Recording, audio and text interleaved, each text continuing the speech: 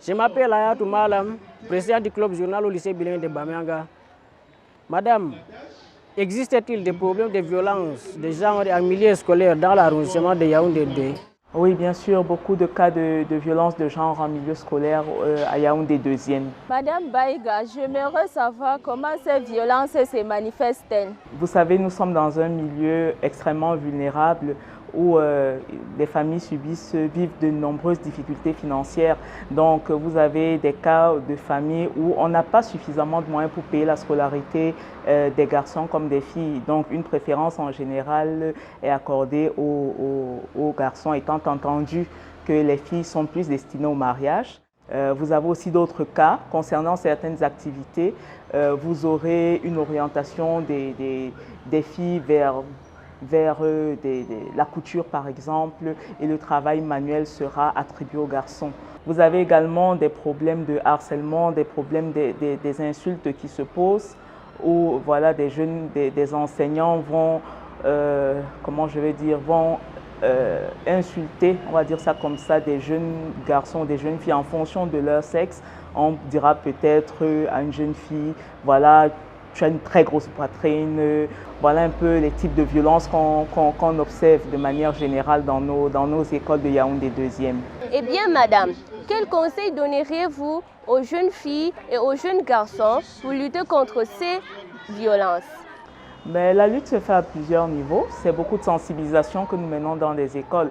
Maintenant, il faut bien comprendre qu'il y a plusieurs maillons au niveau de la chaîne qui doivent intervenir.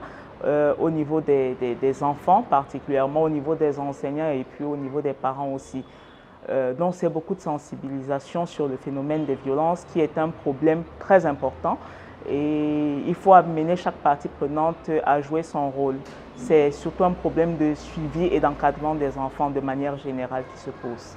À votre avis, Madame Baïga, que doivent faire les parents pour combattre ces violences de genre en milieu scolaire? Oui, merci de poser la question parce qu'on a pu constater qu'il y a beaucoup de relâchement au niveau de l'encadrement et du suivi scolaire des enfants et ça fait que les enfants se retrouvent un peu abandonnés à eux-mêmes et se livrent à toutes sortes de choses,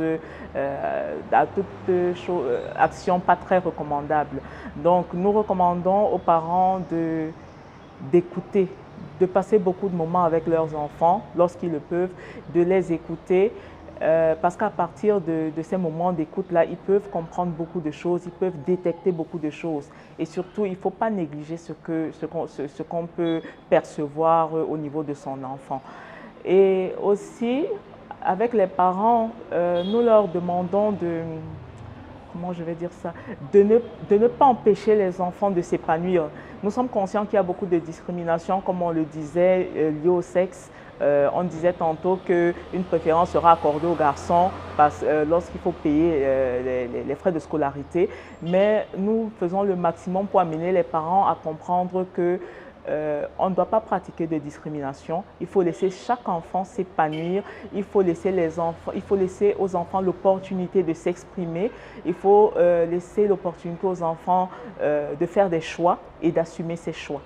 Donc, voilà, beaucoup de dialogue entre parents et enfants. Nous aussi, nous disons qu'il faut un dialogue entre les parents et les élèves.